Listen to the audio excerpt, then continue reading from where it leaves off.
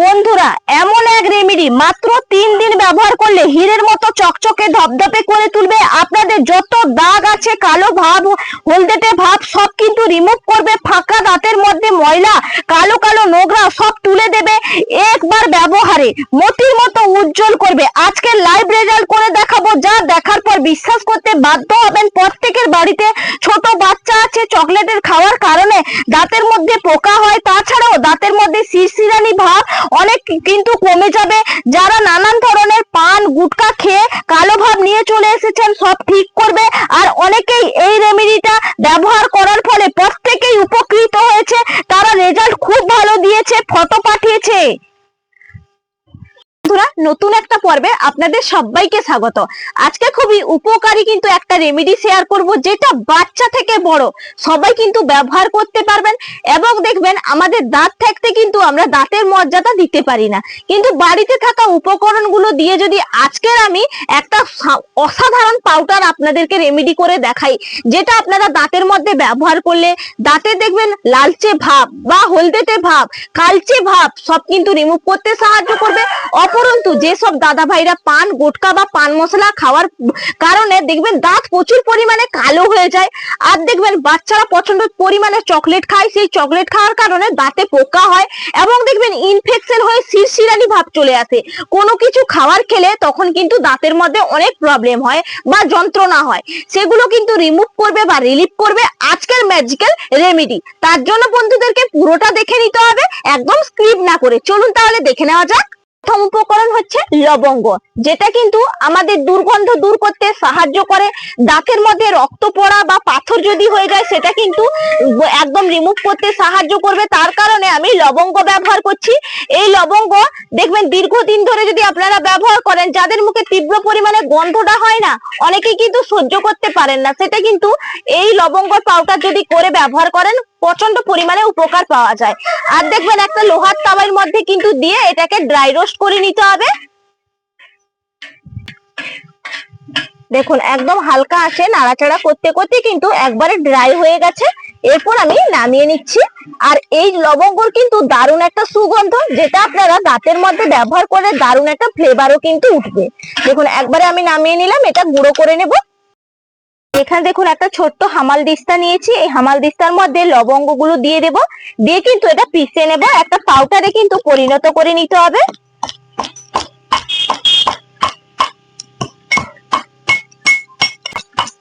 দেখুন সুন্দর করে কিন্তু একবারে পাউডারটা আমি তৈরি করে নিয়েছি। এরপর একটা বাটির মধ্যে ঢেলে নিচ্ছি। দেখুন কি সুন্দর কিন্তু একবারে তৈরি হয়ে গেছে।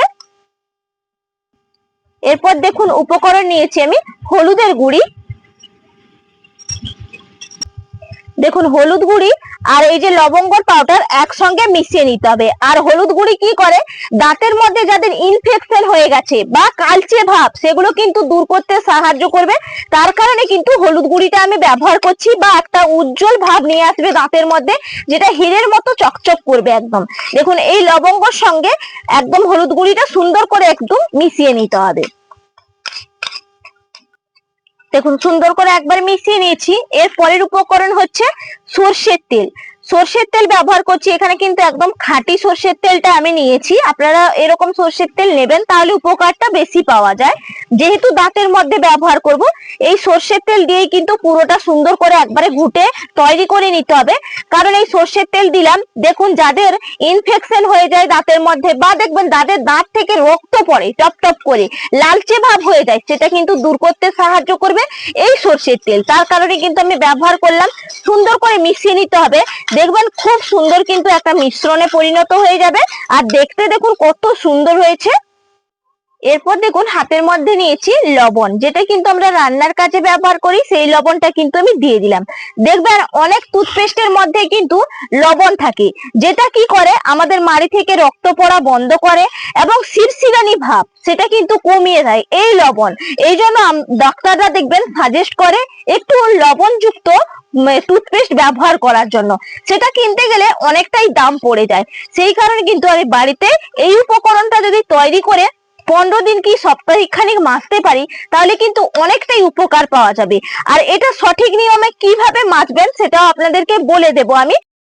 জন্য বন্ধুদেরকে পুরো ভিডিওটা কিন্তু দেখতে হবে। দেখুন এটা তো মিশ্রণটা একদম তৈরি হয়ে গেল। আমি এরপর এটা মেজে আপনাদেরকে দেখাবো। দেখুন আমি তো মিশ্রণটা একবারে তৈরি করে আপনাদেরকে পুরোটাই দেখালাম। এরপর আমি কিন্তু এটা মিশ্রণটা মাজবো। তার কারণে দেখুন আমি কিন্তু নিম খাঁটি নিয়েছি, যেহেতু আমার গ্রামে বাড়ি, সেই কারণে দেখবেন বন্ধুরা প্রচন্ড পরিমাণে নিম গাছ ভর্তি। এই সময় তো ছোট ছোট নিম কড়িও হয়েছে, যেটা নিম পাতা খেলেও আমাদের উপকারে আসে। নিম ফলের থেকে, গাছের থেকে, ছাল থেকে প্রত্যেকটা উপকরণ কিন্তু খুবই কার্যকারী। তার কারণে আমি এই যে নিম খাঁটি নিয়েছি, এই নিম খাঁটি কিন্তু দিয়ে আগেকার দিনে দেখবেন সবাই দাঁত মাজতো, তাদের দাঁত দেখবেন ঝকঝক করতো এবং দাঁতও কিন্তু অকালে পড়তো না এই নিম খাঁটির কারণে। আপনারাও কিন্তু যখনই এই পেস্টটা মাজবেন নিম খাঁটি দিয়ে মাজতে পারেন। আর যদি আপনাদের কাছে নিম খাঁটিটা না থাকে সেই ক্ষেত্রে ব্রাশ দিয়ে মেজে নেবেন। আমি নিম খাঁটিটা যেহেতু আমাদের বাড়িতে আছে সেই কারণে আমি মেজে নেব।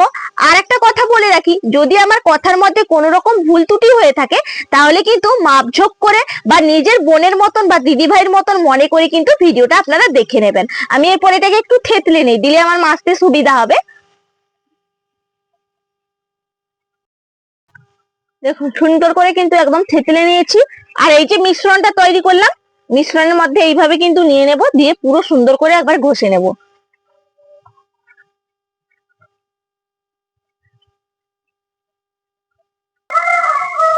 দেখুন পুরো সুন্দর করে কিন্তু আমি দাঁতটা একবারে ঘষে নিয়েছি। আর দেখুন এই যে নিম খাঁটিটার মধ্যে যে তেতো ভাব আছে, এই তেতো ভাবটা যত আমাদের কিন্তু পেটের মধ্যে যাবে দেখবেন কৃমিনাশকও দূর করতে সাহায্য করবে। আমি কিন্তু দাঁতটা সুন্দর করে ঘষে নিয়েছি, এবার মুখটা ধুয়ে আসছি। মুখটা ধুয়ে কিন্তু একদম চলে এলাম। দেখুন দাঁতটা কিভাবে আমার পরিষ্কার হয়েছে, দেখেই বুঝতেই পারছেন।